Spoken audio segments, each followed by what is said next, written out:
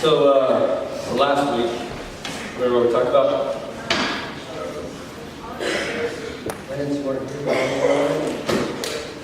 Joseph, right?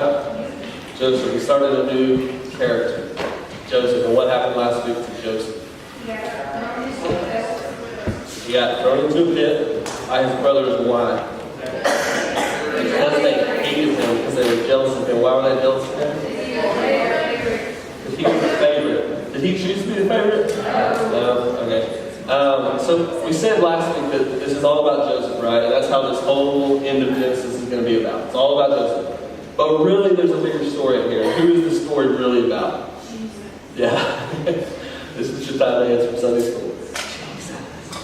No, this is, yes, in a way it is about Jesus. But it's about God, right? We talked about this last week, right? That God was working all of his circumstances out, right? And so the final verse, basically, in Genesis is Jenny, I just call her Jenny. Jenny 5020. Dude, get off. Genesis 50:20. This is what it says right here. Not Jenny, Genesis.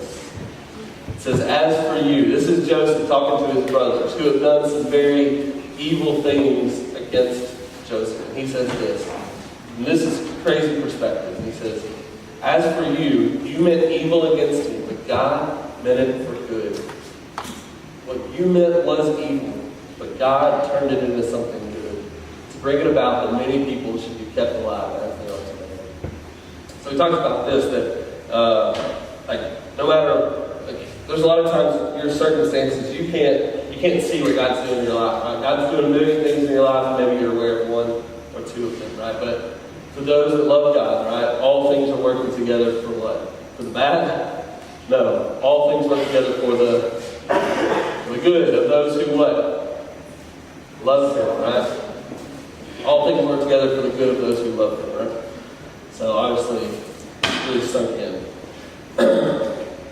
So tonight, we're going to see more of that story play out. We're going to see what happens. What happens now that he's in slavery. So we're going to pick up in Genesis 39. So if you got a Bible and want to read it, go there. If not, follow along on the screen, okay? Genesis 39, we'll just read 1 through 6 to start. It says, now Joseph had been brought down to Egypt, and Potiphar, an officer of Pharaoh, captain of the guard, an Egyptian, had bought him from the Ishmaelites who had brought him down there. Now, is that by chance? Or just random Potiphar? All right. Verse 2. The Lord was with Joseph, and he became a successful man. And he was in the house of his Egyptian master. And his master saw that the Lord was with him, and that the Lord caused all that he did to succeed in his hand. Verse 4. So Joseph found favor in his sight, and attended him, and Potiphar made Joseph overseer of his house, and he put him in charge of all that he had. And from the time that he made him overseer in his house, and over all that he had, the Lord blessed the Egyptian's house for Joseph's sake. The blessing of the Lord was on all that he had in house and field. Verse 6. And so he left all that he had in Joseph's charge. And because of him, he had no concern about anything but the food that he ate. Like a true man, right? His only concern was his food, right?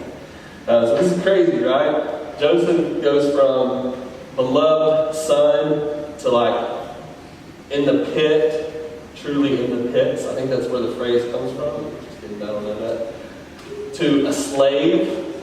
But what happened? Did you hear any repeated phrases in that we read? What was a repeated phrase over and over in that passage? What? No, you don't know if it's going to be wrong. Planned up. What was a repeated phrase that we heard over and over? The Lord was with Joseph. Did you hear that one multiple times? The Lord was with Joseph. And what else? The Lord made everything that Joseph did succeed. So Joseph thinks he's big stuff, right? Because everything that he touches literally turns to gold. So the Lord was with Joseph. The Lord made everything he did succeed. But what else? It wasn't just Joseph who got blessing out of it. Who else got blessing out of it? Potiphar, right? Now what does that remind you of? What does that remind you of? Remember when God promised Abraham, I'm going to bless you, and your family, all the nations of the earth will be blessed. You see that? Remember that? That's the promise that God gave to Abraham. And then we see that right here, right? That God blesses Joseph. But really, Potiphar, his house starts to blow up, right? He starts to have all this stuff.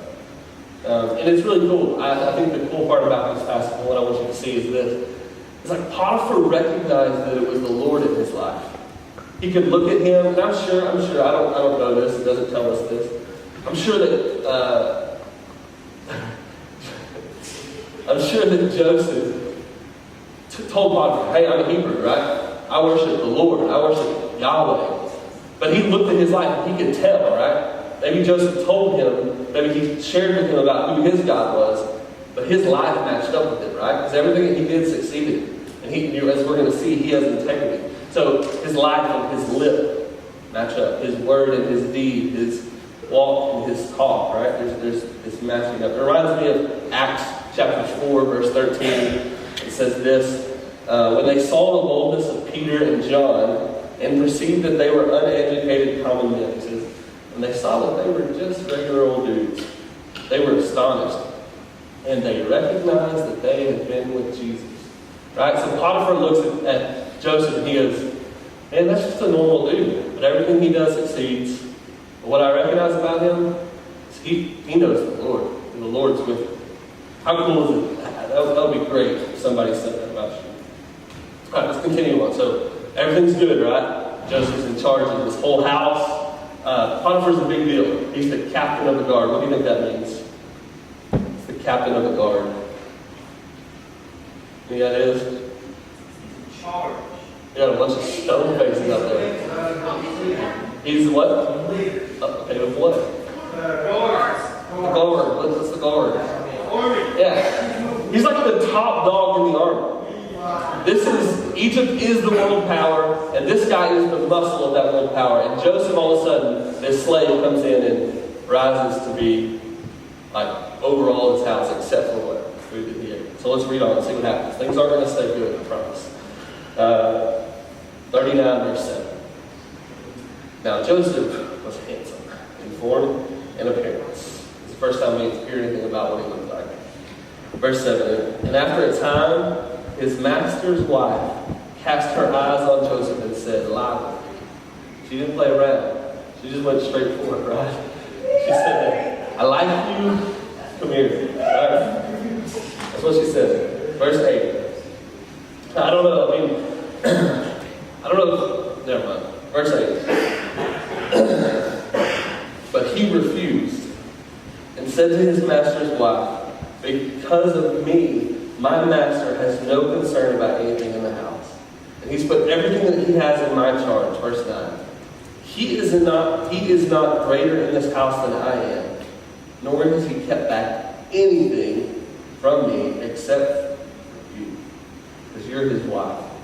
And he says this, how then can I do this great wickedness and sin against Potiphar? No. How can I do this great wickedness and sin against you?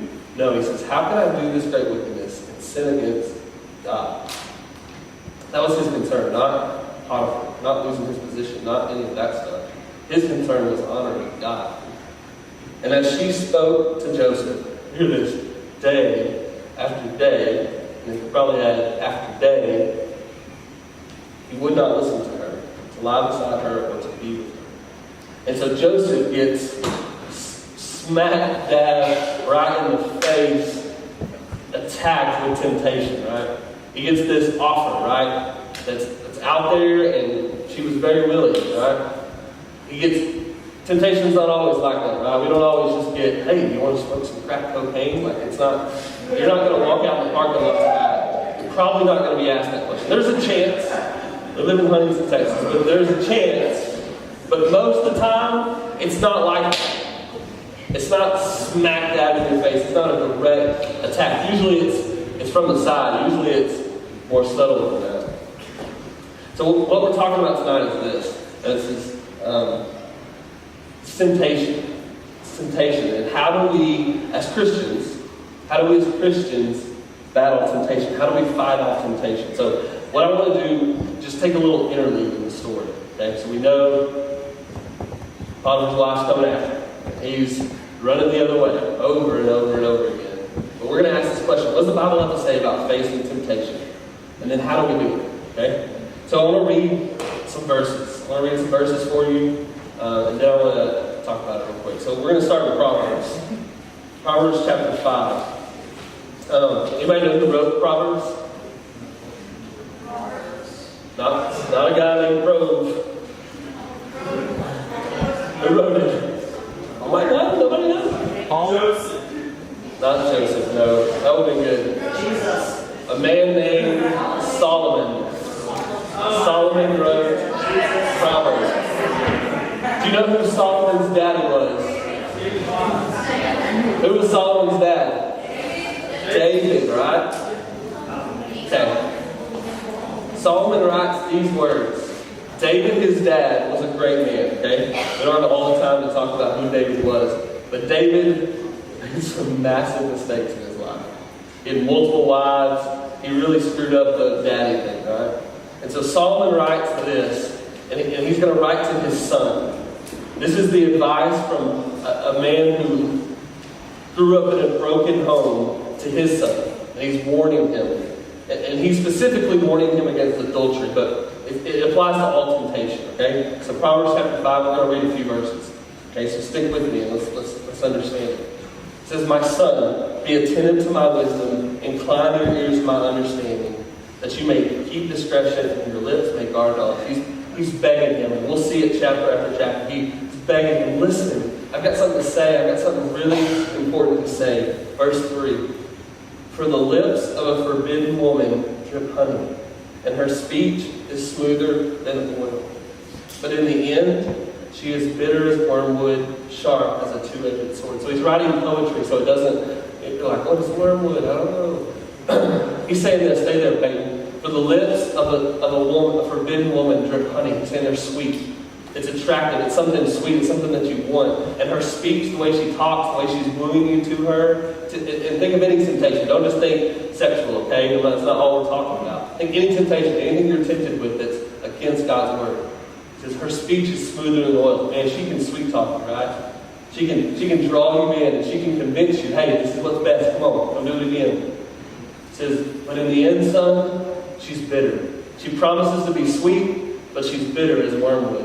She promises to be smooth and soft, but she's sharp. She aims to kill you." Verse 5. Her feet go down to death. Her steps follow the path to Sheol. She does not ponder the path of life. Her ways wander, and she does not know it. He's saying this, temptation, it promises you sweet and wonderful things. It promises you life. He's saying, but the way she's going, the road she's on, that everyone can tell, except for her, she's going to death. He's saying the end of this is not good, son. Verse 7. "And now, sons, listen to me and do not depart from the words of my mouth. Keep your way far from her, and do not go near the door of her house." Keep your way far from her and do not go near to the door of her house. He's saying, don't even flirt with it. Don't even get close to it. Like if you're being tempted with something, run. He's saying, don't hang out there and think, no, it's okay. I'm not doing anything wrong. I'm here, but I'm being tempted, but it's okay. He's saying, don't stay there. Because it won't be long before her smooth words and her sweet lips will entice you to come in. Right? You hear what he's saying? He's begging his son to stay away. Proverbs 6 in the next chapter. He gives him 3 chapters in a row. So if you're struggling with temptation, go read all these. Proverbs 6, verse 23. 23.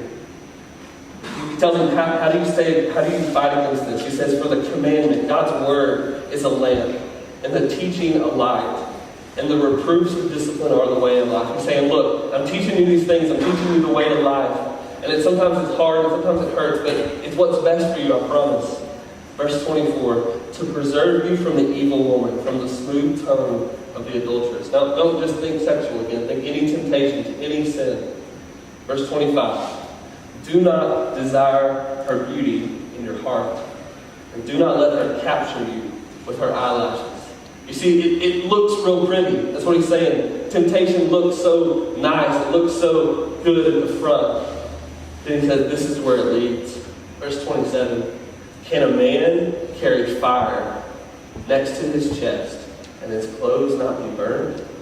Or can one walk on hot coals, and his feet not be scorched? So is he who goes into his neighbor's wife. None who touches her will go unpunished. And in verse 32, he said it straight up. He who commits adultery lacks sins. He who does it destroys himself. He had seen his dad do it. He had seen his family be destroyed. And some of you have seen the same things in your family. And you've seen it destroyed. Right? And you know what giving into temptation does to a family. You know what it does to a life. It can destroy it. You see, she sounds so pretty. She's got this smooth tongue, this sweet talk, these beautiful eyelashes, and it seems like it's going to lead to a good place. But he's saying, look, I've seen it too many times. I've seen it in my own life. The way that it leads is to death. The way that it leads is to destruction. This is a warning. And then he goes on, next chapter. He doesn't stop. He just keeps going. Verse 21. Verse 21. With much seductive speech, she persuades him. With her smooth talk, she compels him. And all at once, he follows her. He finally gives in. They say this is what happens when he gives in. This is exactly what happens when we give in to temptation. He says it's like an ox as he goes to the slaughter, or as a stag is caught fast till an arrow pierces its liver. As a bird rushes into a snare, he does not know that it will cost him his life. He does not know that it will cost him his life. That bird didn't know he was flying into a snare. He didn't see it. The stag didn't know he was stepping into a trap and was going to be stabbed.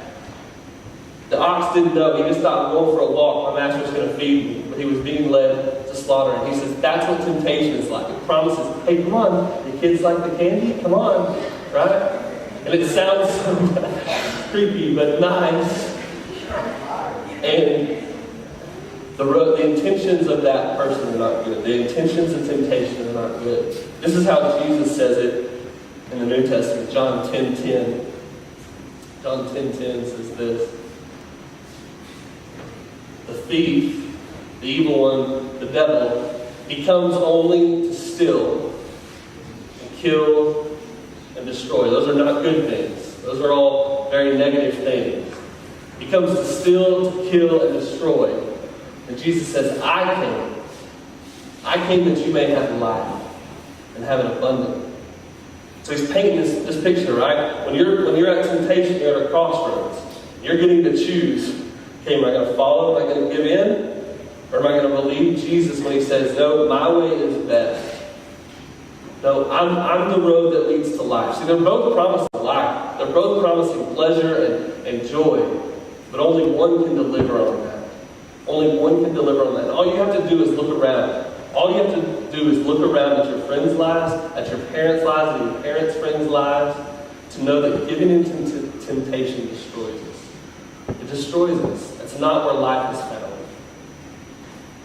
And so I hope you're all like so excited right now. I know that this is kind of heavy, right? And I know that it can be hard to hear that because you're thinking, okay, I know what mine is. I know when I face that temptation. I know what gets me. I know what trips me up. We're all very aware of our weaknesses. Most of us. Some people aren't. Some people are clueless to, but most of us are aware of what trips us up. We know what tempts us. And you're thinking about that. You're thinking, man, I don't want to fall back into that. So I want to talk about real quick, how. How do you resist temptation? And this is what I want to say. Peyton, there's a slide. This is what I'm convinced of more and more as 27. We don't have a love for God more than what we're tempted to do, and we will not resist temptation. If we don't have a love and a respect and an honor and a relationship with God more than what we're being tempted to do, if we don't love God more than we love that, then we're not going to resist temptation. You see, everyone in this room, you do what you love.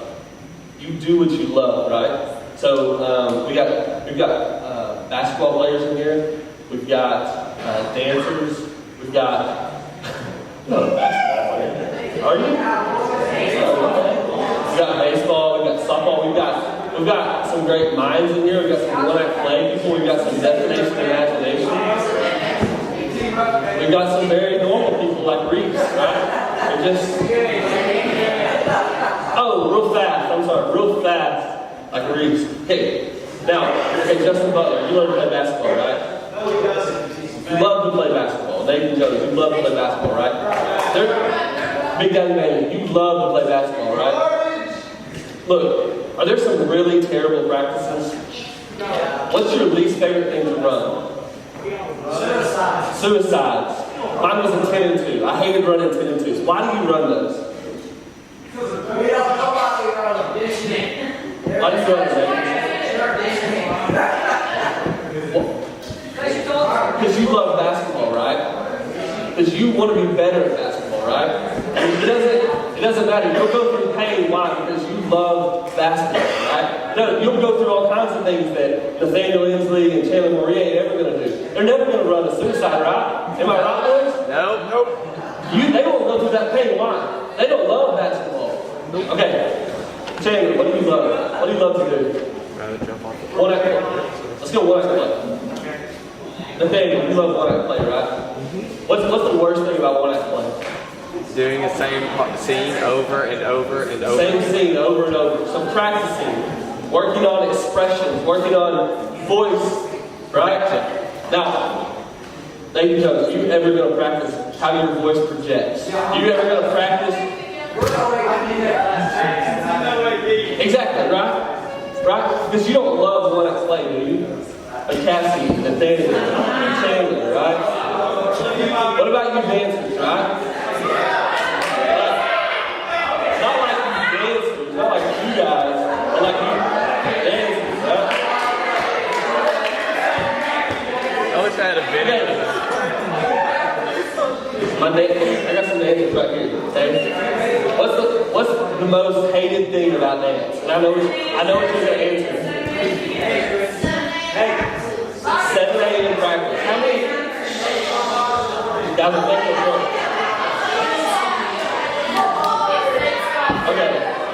Okay. Now listen. So they're saying the worst thing about dance is that they have practice every morning at 7 a.m. They have to practice on fields sometimes, something they're not used to dancing on. They have to go through a lot of pain, a lot of stretching, a lot of body movements that like aren't comfortable at times, right? And you train your body and you teach your body, so what? So that you can dance better, so you can be on beat or whatever. I don't know, I'm not an dancer. Okay, here's the point. Here's the point. Woo, what if I just do the splits like that? Okay, here's the point. We all do what we love. We all do what we love, right? No matter, we'll sacrifice for what we love. We'll go through hard times for what we love. We'll do anything for what we love. You hear me? Like that's true of everyone in here. And if you don't really love dance, then you're going to give up on the 5th day in a row of 7 a.m. practice. If you don't really love basketball, you're going to quit in the summer, right? Because you're tired of running. If you don't really love one act play and performing on the stage, you're going to give up because it's going to get too hard. But if you love it, what are you going to do? You're going to press through. You're going to keep getting better and you're going to fight through, right? So we all do what we love. So here's how that applies. Here's how that applies. If we don't have a love for God more than what we're being tempted to do. See, this isn't, I can sit in here and tell you, try hard. That may be what you hear. Like, quit doing that. That's maybe what you're hearing. I gotta try harder, I gotta do this better. But really, if anybody's ever tried that, anybody tried to beat a habit, it doesn't work, right? Eventually you come back to it. Eventually you give into it again. And so what has to change? This is what the Bible teaches us. Is that your heart has to change. Your love has to change. Before any of your actions, before you just say, okay, I'm going to do this, I'm going to put this filter on, I'm going to do this, I'm going to talk to this person, I'm going to do this. Like, before any of that works, like if you don't love God above any of this stuff, any temptation, then you're never going to resist temptation. This is how it's said in Deuteronomy 6. Deuteronomy 6. This is one of the most important passages in the Old Testament. It says in verse 4, "Hear, O Israel, the Lord our God, the Lord is one." Here we go. Here's the first commandment. You shall love the Lord your God. He doesn't say you shall honor. He doesn't say you shall do all that the Lord says. You shall follow all of His commandments. That's not the first thing He says. The first thing that He says is you shall love the Lord your God with all your heart and with all your soul and with all your might. Then He goes on in verse 6 and He says, "And these words that I command you today shall be on your heart. You shall teach them diligently to your children. You shall talk of them when you sit in your house and when you walk by the way, when you lie down and when you rise." That's what we're doing tonight. We're teaching the things of God. But here's what's true. If you don't get verse 5 that says you shall love the Lord your God with all your heart, and no matter how much I stand up here and say resist temptation, don't give in to that. It's not worth it. No, that leads to death. It doesn't matter. If you don't love God, like hear me, if you don't love God, then it doesn't matter. Whatever I stand up here and say, don't do that. It doesn't matter. It doesn't matter. If your relationship with God is not primary, if you don't love God more, then you'll never resist temptation. So I'm not going to stand up here and say, quit smoking dope, quit doing this, quit whatever. It's not funny. That's true. People struggle with that. Okay? And I can stand up here and say all those things, right? But it's not going to change you, right? It's not. You don't have any power to do it unless you love God more than you love smoking dope or fill in the blank. Right? So let's finish the story and see what happens to Joseph. Chapter 39, verse 11. Chapter 39, verse 11.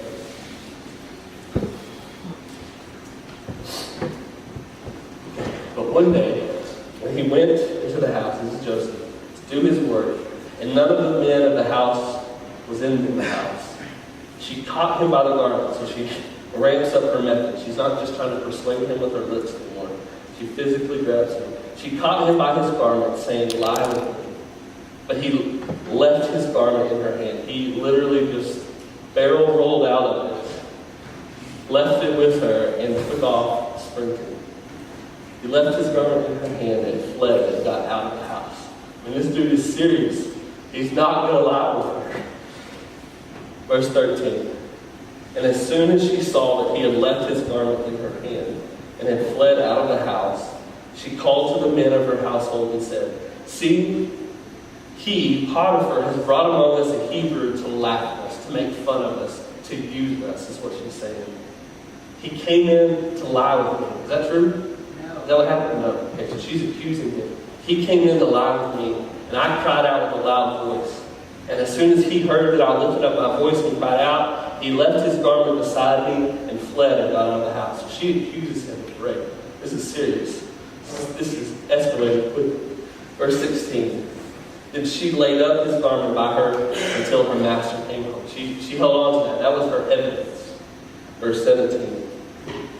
And she told him, Potiphar, the same story, saying, "The Hebrew servant whom you have brought among us came in to me to laugh at me." He's saying he came in and he was going to do some terrible things. He came to make fun of me.